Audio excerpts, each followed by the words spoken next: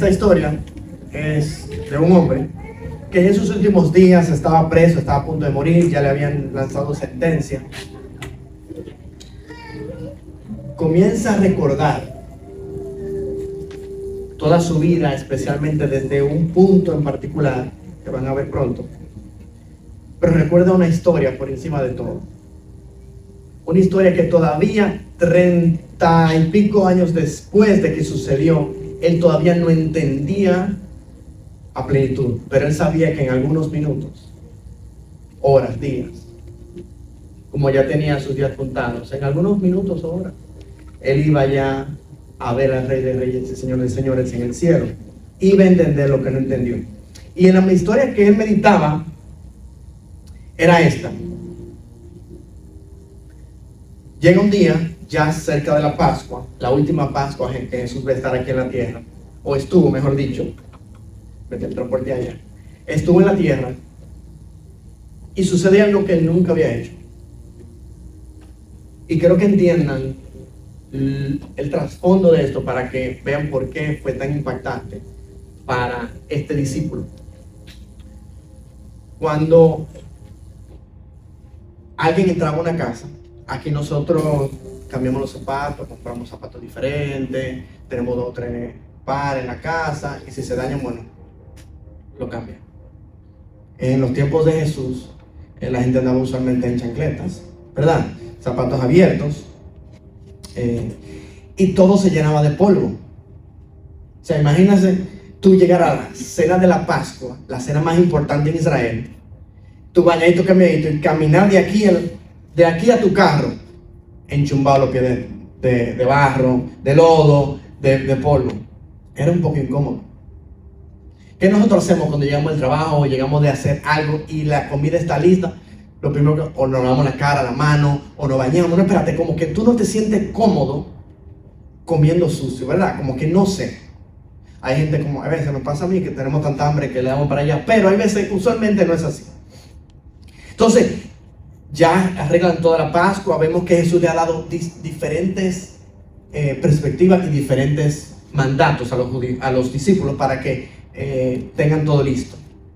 Entonces, cuando llegan y están todos sentados, no en silla como ustedes, se sentaban en el piso. Dice la palabra que Jesús se levantó, se quitó su manto, solamente tenía su ropa interior, su ropa y un manto arriba. Se quitó el manto, lo puso de un lado, tomó una vasija y comenzó a lavar los pies de los discípulos.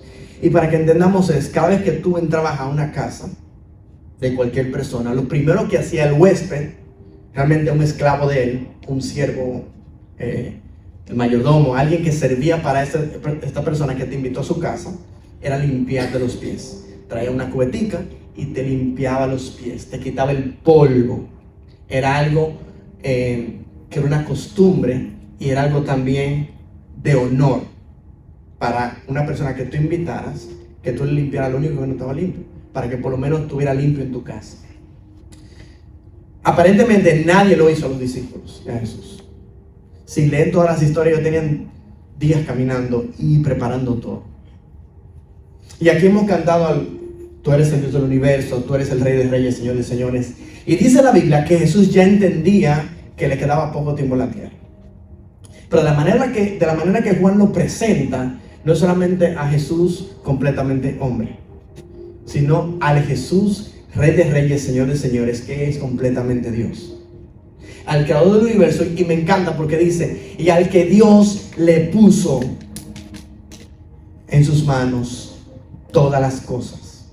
Universo, creación, seres humanos, animales, bestias, todo le pertenecía a Cristo. Aún así, ¿qué él decidió hacer? Él pudo decirle a cualquier discípulo, mira, Juan, te toca a ti, Judas, te toca a ti, Mateo, hoy lavarnos los pies. Y yo estoy 100% seguro que se hubieran peleado a ver quién lo hacía, porque el maestro estaba dando una orden. Pero Pedro tenía otra perspectiva y era el discípulo que le contaba al principio. Jesús toma el manto, toma una toalla y se la ciñe. Y básicamente la palabra ceñir es que se la amarra, pero usualmente siempre hablaba, cuando se usa esa palabra, de un esclavo o siervo. No solamente le iba a limpiar los pies, como cualquier criado de la casa, sino que él quería que ellos entendieran que él se iba a humillar aún más, no solamente a hacerse de Dios o ser humano, sino aún más a ponerse como un siervo de ellos. Él estaba diciendo con ese acto, no, yo ahora vengo como esclavo de ustedes. Y Pedro le dice, no, Señor. Y esa palabra Señor a veces nos confunde mucho en español, porque le podemos decir Señor a Dios y Señor a una persona mayor, una persona que no conocemos, ¿verdad? Por respeto. La palabra Señor era literalmente Dios. Tú eres el Señor, Curios, Señor de todo, alegando que Jesús era Dios. Nunca, a mí tú no me vas a alabar nunca. Juan 13, vamos a leer un poquito de ese versículo ahora. Pero la palabra que utiliza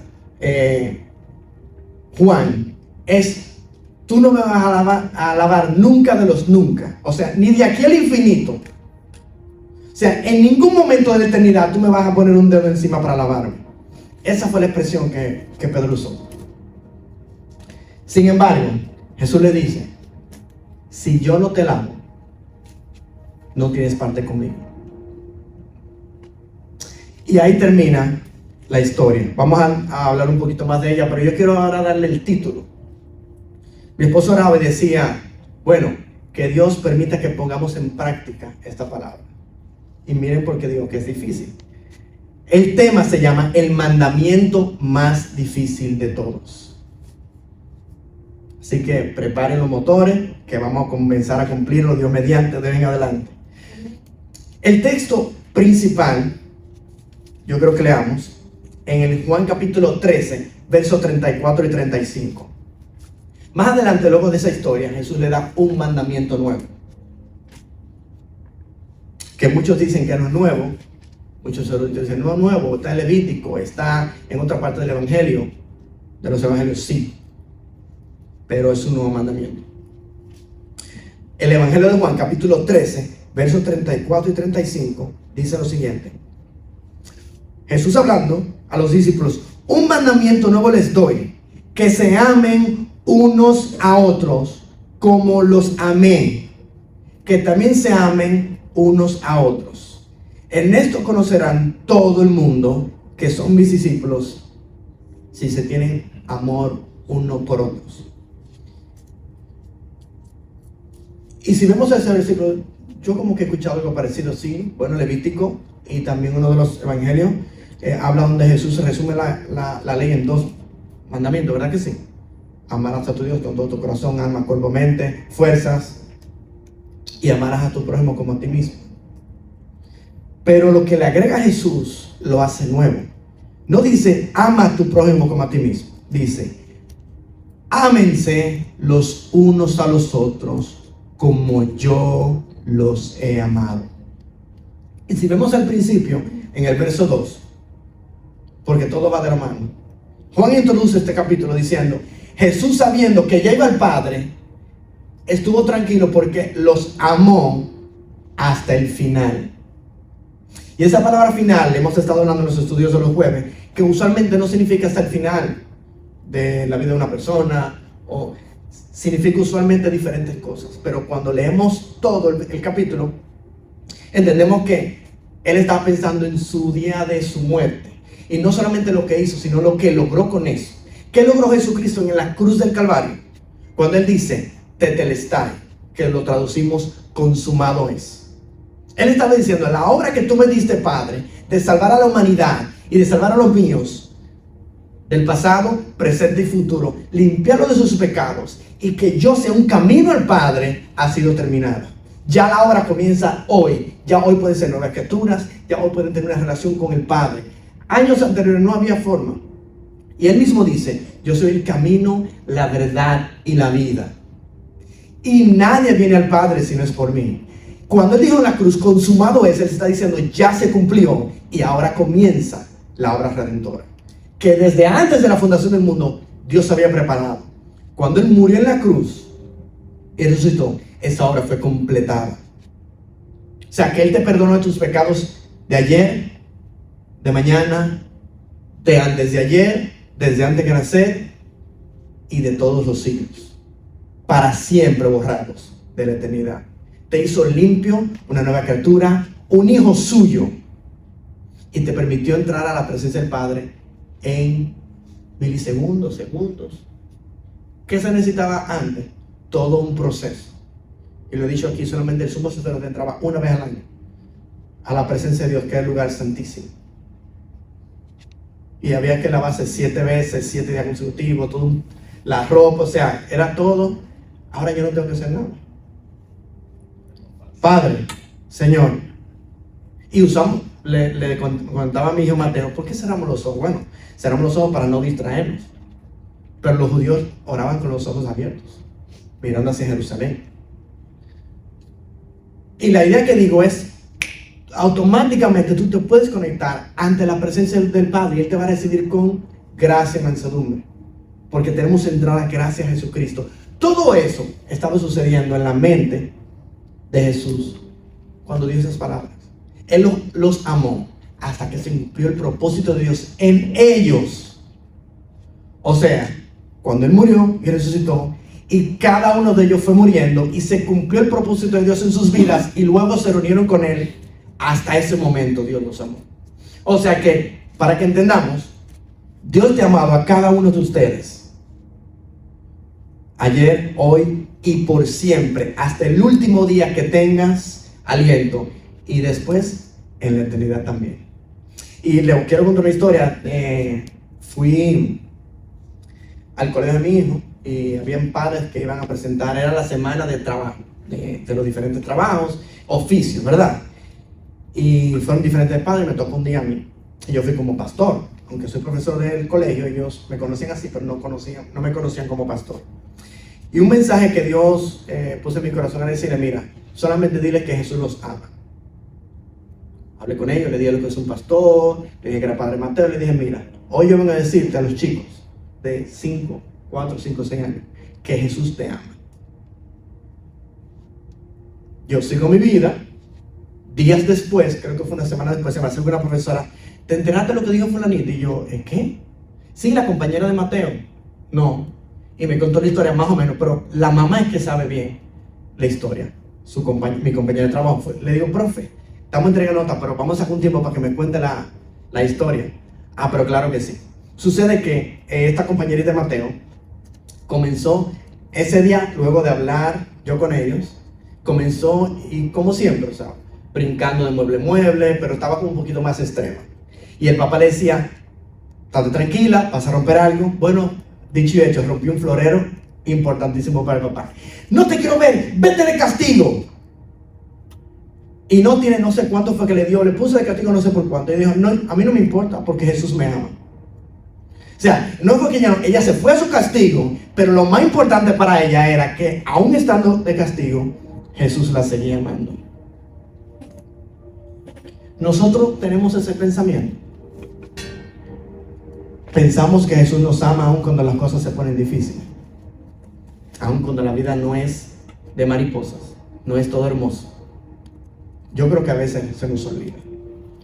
Pero qué lindo es cuando volvemos a esa mente de niños y recordamos que Él es el Rey de Reyes, Señor de Señores, y Él me va a amar hasta el último día aquí en la tierra y en la eternidad.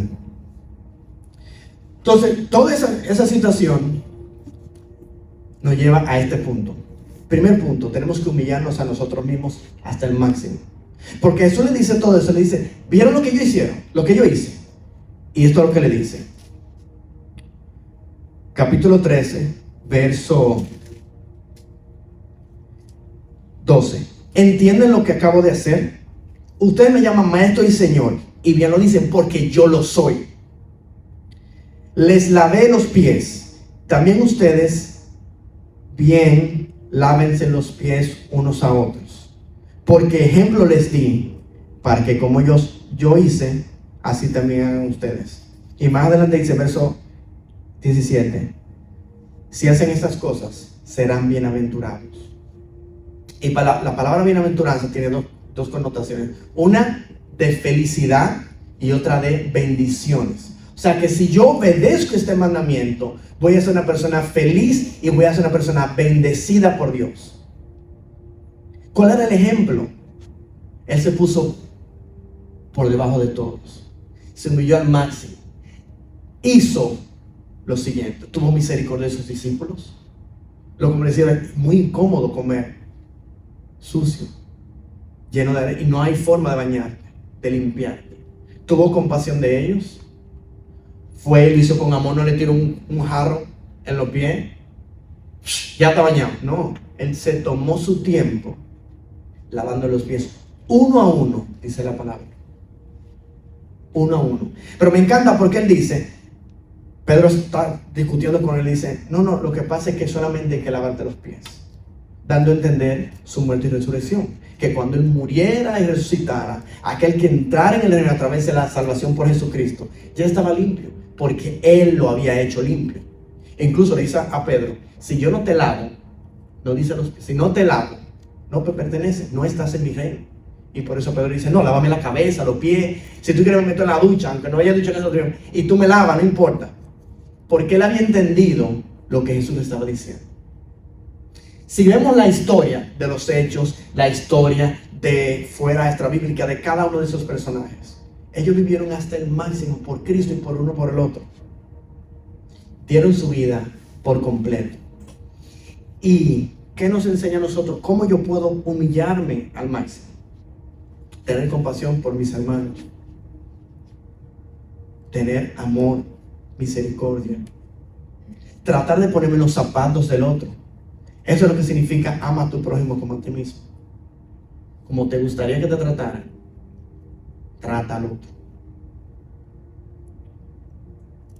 Y dice que cuando practicamos eso, vas a ser feliz y entonces Dios te va a bendecir. Y lo más, a mí me encanta porque estamos leyendo hace mucho, lo leímos, lo compartí aquí, un libro que se llama La oración de Jabes. Y el expositor decía, el escritor, que nosotros pedimos bendiciones a Dios, pero como que la especificamos. Señor, yo creo que tú bendigas con esto, y no está mal. Pero ¿por qué no mejor decirle, no, mándame las bendiciones que tú me tienes preparado, las bendiciones que tú quieres para mí? Porque Dios no sabe lo que es mejor para nosotros. Claro que sí. Señor, te pido esto, pero aparte de esto, yo creo que tú me mandes las bendiciones. Porque cuando hablamos de bendiciones, no solamente es algo material o físico. Lleva eso, pero hablo espiritual, emocional, y va junto con la palabra shalom, que es tú tener una paz contigo, con tu entorno y con todo el que te rodea. Esa es la bendición que Dios nos da. Entonces, tenemos que poner esto en práctica. Poner al otro por encima de nosotros. Humillarnos, servir al otro. Es una palabra que no se usa. ¿Cómo que yo tengo que servir al otro? No es servirme a mí mismo. Eso es lo que dice el mundo. Sírvete a ti mismo, no importa el otro. Atropéllalo. Lo importante eres tú. No, lo importante es Cristo. En ti, esperanza y gloria. Número 2. El verso que leímos. Verso 34. Un nuevo mandamiento. Él le añade, no solamente vas a amar a tu prójimo como a ti mismo, sino lo vas a amar como yo te he amado. Y yo listé algunas cositas aquí que pude meditar. Y me pregunté yo mismo, ¿cómo Cristo amó a sus discípulos? ¿Y cómo nos amó a nosotros? ¿Por qué digo nosotros? Porque aquí, cuando Jesús cambia de tú a ustedes, cambia de Pedro a sus discípulos y a sus discípulos de los discípulos de los discípulos hasta nosotros. Él habla de toda su grey. Entonces, ¿cómo Dios me ha amado? Podemos hacer una lista, pero quiero mencionar algunas cosas. Él eligió a 12 personas cuando nadie los eligió. Y quiero que entiendan, cuando Jesús fue eligiendo a los discípulos, no era algo común en un maestro. Los discípulos elegían al maestro con que querían estudiar. Y si no te elegían, supongamos que yo elegí a Aris y no a Román. Román era desechado, ya no podía continuar siendo discípulo. Tenía que dedicarse a otra cosa. Y a esos de otra cosa, que se dedicaban a cualquier otra cosa, porque no podían pertenecer a la élite religiosa, Jesús dijo, a ti te quiero, a ti te quiero. El que él fuera y se humillara a buscar discípulos era completamente en contra de la religión judía. Cesaría, no. Y miren esto, había que entrevistar. ¿Tú quieres estudiar conmigo? No hay problema. ¿Cuántos versículos tú te sabes? ¿Cómo te sabes el Antiguo Testamento? O sea, el maestro hacía una investigación, un examen exhaustivo al estudiante, a ver si yo podía recibirte como estudiante. Y por eso entonces se colocaban fariseos, líderes. No, Jesús dice no. A lo que el mundo rechazó, yo los elijo. No solo eso, como Él vino al mundo, en un lugar completamente sucio, en una cosa que era, como decimos dominicamente, botado por allá, donde los animales comían. El rey de la humanidad, el creador del cielo, decidió venir al mundo de la manera más humillante posible para que nosotros entendiéramos cómo debemos vivir el día a día. Pero también una parte difícil que me vino a mí al corazón, yo entiendo que es una parte del Señor que muchas veces no entendemos. Dios dice que al hijo que Él ama corrige, y muchas veces vemos a Jesús corrigiendo a los discípulos.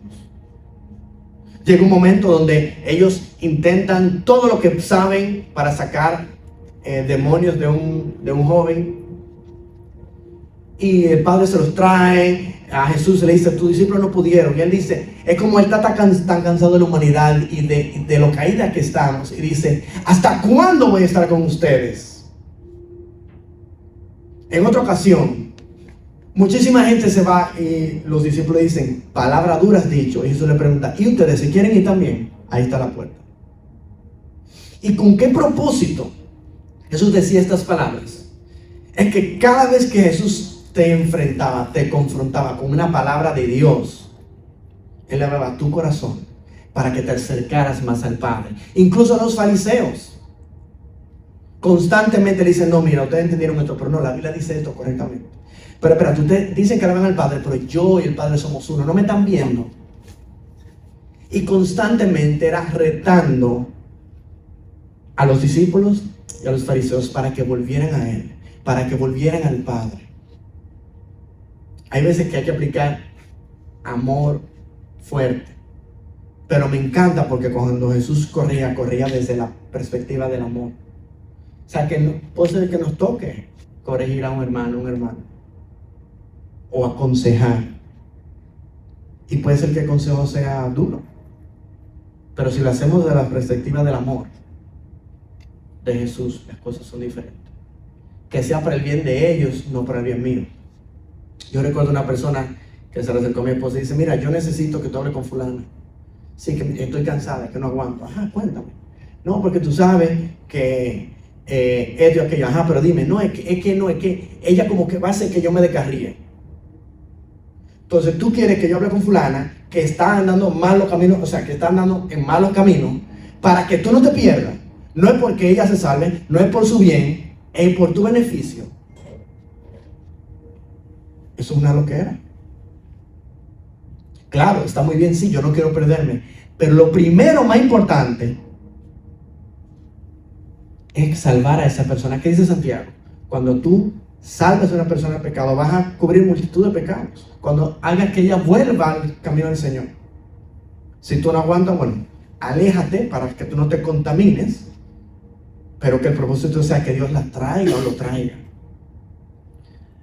Otros ejemplos: Dios le hablaba al corazón, como decía, y finalmente dio su vida. Él sufrió lo que cada uno de nosotros, o sea, literalmente yo tenía que morir cada vez que peco, y Él murió porque la paga del pecado, que es muerte. Murió por mí una vez y para siempre.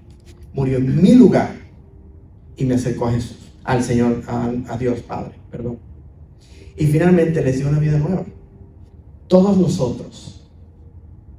Y yo recuerdo un pastor que decía: esa persona que tú siempre has soñado, que tú siempre has querido ser, con los dones que tú quieres, siempre has querido, esa es la verdadera persona que eres delante de Dios. O sea, así como Dios te ve. Porque nosotros nos vemos completamente en pecado, pero cuando entra Jesús en nuestros corazones, esa corrupción del pecado se cae, y entonces la imagen de Jesús es impregnada en nuestros corazones y ya Él nos ve a través de Cristo. ¿Qué dice Juan? Que yo mengüe para que Él crezca. Y finalmente dice, en esto conocerán que todos son mis discípulos, si se tienen amor unos por otros. Yo leía el comentario de un rabí erudito, ya cristiano, mesiánico. Falleció hace poco, pero él mismo daba testimonio de ese versículo. Él decía, cuando yo, siendo judío, comencé a reunirme con cristianos, lo que a mí me impactaba no eran cómo interpretaban las escrituras, no eran cómo adoraban, era el amor que se tenían los unos por los otros. Yo me sentaba y analizaba y decía que yo no puedo creerlo. ¿Cómo una gente en este mundo tan corrompido ama a otro de esa manera? Y él dice lo siguiente: el amor que ellos tenían los unos por los otros era de manera abnegada, con una alegre disposición a entregarse plenamente el uno por el otro, sin ningún rastro de agenda segunda. No, yo te estoy ayudando porque quiero sacar esto de ti. No. Y cuando él vio ese amor, entonces comenzó él a investigar y terminó convirtiéndose, siendo pastor, siendo erudito, estudiando la palabra y siendo una influencia grandísima entre los judíos que creen en Jesucristo. Finalmente, ya terminando, yo creo que vayamos a 1 Corintios 13. El tercer punto que yo le puse es la verdadera esencia del amor. Todavía hay un poquito más. Y usualmente ese versículo se lee en las bodas, se lee en el día de San Valentín, que ya viene la semana que viene, pero muchas veces se pierde el valor de lo que realmente se dice aquí. Y por este versículo fue que yo le puse al tema el mandamiento más difícil de todos. 1 Corintios 13, 4 al 7 dice: el amor es sufrido, el amor es bondadoso, el amor no tiene envidia, el amor no es jactancioso, el amor no se envanece, no actúa indebidamente, no busca lo suyo, no se irrita, no toma en cuenta el mal, no se alegra de la injusticia, sino que se regocija con la verdad. Todo lo sufre, todo lo cree, todo lo espera, todo lo soporta. El amar como Dios amó significa que nosotros podemos llegar a amar de esa manera. Pero ¿cuál es la clave? Mientras yo muero, Jesús se hace en mí cada vez más a su imagen. Y quiero que vayamos palabra por palabra, porque no solamente aplica a los matrimonios, aplica en cada una de mis relaciones, con mis hijos, con mis amigos, con mis compañeros, con mis jefes, con todo el mundo. Que el amor es sufrido. Hay veces que tú no vas a estar contento donde tú estás trabajando, o en conversaciones con tus familiares, o en cosas que te haga otra persona que tú quieras, o que se acercan a ti. Pero ¿qué dice el amor? Sufre. Dios lo está viendo. Y cuando esa persona vea, pero, y yo te hago y te doy, y hago, y tú no me devuelves, ¿qué es lo que pasa? ¡Boom! Ya cayó. Déjame explicarte el porqué. Y tú le hablas del amor de Cristo, que tú, por más difícil que sea, tú tienes que morir a yo, morir a tu orgullo y dejar que entonces Él sufra contigo. Número 2, el amor es bondadoso, aun cuando no se lo merezcan. Es que no se lo merecen, es que tú no sabes. Dios aquí no me dice, el amor es bondadoso solamente cuando se lo merezcan. Porque siendo honestos, ninguno de nosotros merecemos ni una onza de amor. Y dice que de tal manera Él amó tanto al mundo, esa palabra tanto se la puse yo, que dio a su único hijo por amor a la humanidad. Sin merecernos nada, Él nos ha hecho merecedores de todo el reino. El amor no tiene envidia. Si promueven a tu esposa, a tu pareja, un amigo, un primo, y no te dieron a ti esa promoción, duele. ¿Verdad que sí? También duele cuando tú estás orando por una persona para que Dios lo sane, no se sana, empeora, pero entonces el primo de fulano o la tía de fulana, Dios la sana.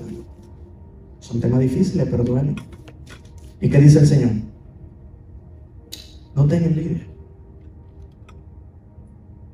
No envidies a nadie, incluso es uno de los mandamientos, de los 10 mandamientos. No envidies el burro, ni el vecino, ni el primo, ni la esposa, ni los bienes, ni nada del prójimo. El amor no se jacta. Te lo dije. Yo sabía que iba a pasar. Esas palabritas vamos a quitarle de nuestro vocabulario. O cuando le pasa mal a otro, que supuestamente tú amas y tú contento porque le pasa algo mal. O sea, vamos a revisarnos. El amor no se envanece. Yo sí tengo todo. Oh, pero mira el Señor. Y cuando tú te envaneces, mira quién es el enfoque. Tú, ni siquiera la otra persona. Tú dejas de mirar al otro para mirarte a ti. Como hace la gente que va al gimnasio. Comienza, chequea. A ver, pero mira, está subiendo. Oh, mira, sí, estoy bajando. Depende. Y está chévere. Pero entonces cuando tú te sigues mirando a ti solamente y dejas mirar al otro, hay un problema. Porque comienzas a envanecerte y a creerte la última Coca-Cola del desierto, que Dios dice que no tenga nadie mayor concepto del que debe tener. El amor no actúa indebidamente. El amor no actúa haciendo las cosas que saben que va a herir a esa persona que tú amas, a esa persona que Dios te manda a amar. Porque miren aquí, yo digo a esa persona que ama, pero Dios me dice aquí dos cosas: que tengo que amar a todo el hijo de Dios, a todos los hijos de Dios y a mi prójimo como a mí mismo. O sea, que todo el mundo tenga ese paquete. Es que es difícil de amar. Yo no estoy diciendo que no, pero dice que Dios que lo ame. No busca lo suyo. Para mí esa es la clave de estos versículos. Cada una de estas actitudes, de estos rasgos, el que hace lo contrario buscando lo suyo, lo que me conviene, beneficio mío, levantando el yo en vez de morir cada día y tomar tu cruz. No se irrita. Yo sí me irrito y tengo que pedir al Señor todos los días para que yo no me irrite. O mejor, salud. O mejor hacemos esta oración.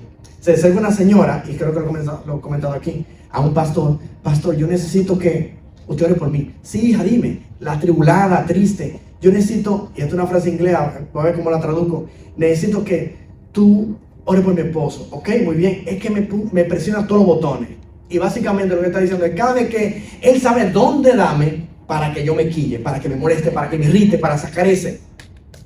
Y el pastor dijo: no, yo era para que Dios te quite los botones. O sea, para que Dios te quite de esa manera. Seamos, ¿cómo decimos irritables? No irritables, ¿verdad que sí? Inofendibles. Es algo difícil. Sin embargo, si Él me dice aquí que la excelencia del amor es eso, y que así como Él nos amó, yo tengo que amarlos a ustedes, a mí y a todo el que me rodea, significa que yo puedo hacerlo, pero no es con mi fuerza. ¿Qué Él dice? Pedro, discípulos, les conviene que yo me vaya, porque va a venir otro, igual que yo. Es solamente a través del poder del Espíritu Santo, de su llenura, de tu andar sometido a la voluntad de Jesucristo, que el Espíritu Santo te va a llevar a amar cada vez más como Él quiere amar. Y te lo va a recordar. Ahí fuiste jactancioso, te envaneciste en un chingo. Mira, te está irritando. Y me encanta porque el Señor no coge un mazo y te da un mazazo, no. Entonces, de una manera que como que te llama la atención, te duele, pero como que te lleva a: tengo que arrepentirme, pedir perdón y continuar. Hay veces que vas a tener que pedir perdón, no solamente a Dios, sino a la persona. Decir, como escuché, en lo que no recuerdo bien la persona, pero recuerdo un pastor que le hicieron una pregunta del amor, y él estudiando, porque le tocaba esa plenaria, él dijo: yo tuve que incluso en esta semana pedir perdón, porque di un consejo, pero di un consejo para que la gente o lo hiciera o lo hiciera, y si no, estaba en pecado, porque yo era el pastor. Y lo dije bíblicamente, pero no fue una actitud correcta. Entonces él tuvo que llamar a la persona que le mira, claro: no, pastor, yo entendí. Sí, pero yo no lo hice correctamente. Yo lo hice de una manera que si tú no lo hacías, yo te hice saber que yo era el pastor y que tú tenías que hacerlo, y no te dejé que el Espíritu Santo trabajara en ti. Y el hombre, Dios está misericordioso, pero el hombre no entendió nada. O sea, pastor, pero yo no vi nada de eso, porque Dios cubrió eso en misericordia. Pero también habló el pastor y dijo, mira, tienes que arrepentirte. Hay veces que va a ser difícil. Dice, no se alegra de la... no tome en cuenta el mal. Es que tú siempre, es que no es que... Y la listica de todas las cosas que fulano me hace mal. Ay, no, es que si tú supieras, la listica ahí. Deja la lista, bórrala, desaparécela. No se alegra de la injusticia, sino que se regocija de la verdad, como decía ahorita. Gózate cuando a alguien a tu alrededor le pase algo bueno, no cuando le pase algo malo. Si le pasa algo malo, duele con ellos. Todo lo sufre, todo lo cree, todo lo espera, todo lo soporta. Esas 4 cosas yo creo que hacen un resumen de todo. El amar de una manera como Dios ama es cuando tú todo lo sufres, todo lo crees, todo lo esperas y todo lo soportas. El mayor de todas las cosas, dice aquí en 1 Corintios, es el amor. Y él da un ejemplo al principio, y es algo que a mí siempre me ha impactado.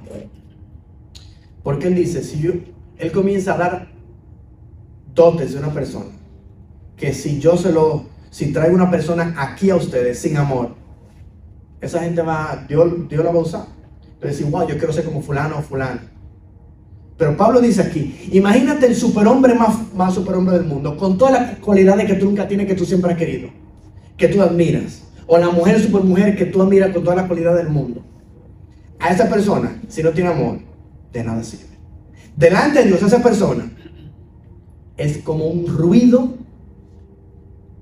que retiñe. Eso que te molesta y que el tímpano, eso es esa persona delante de Dios. O sea que lo más importante es que nosotros nos convertamos en amor y seamos amor al prójimo, amor a quien nos rodea. En eso es que Dios se va a glorificar. En eso es que Dios se va a agradar. Y que Él venga y traiga los dones. Venga y traiga las habilidades.